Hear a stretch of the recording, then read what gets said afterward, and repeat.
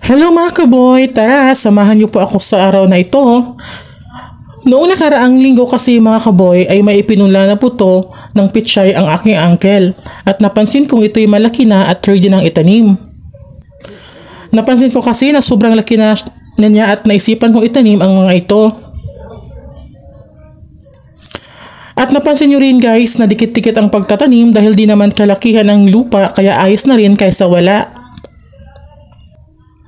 Para kasi sa akin, basta mailipat lang siya at maitanim ng tsak, tutubo na ang mga ito.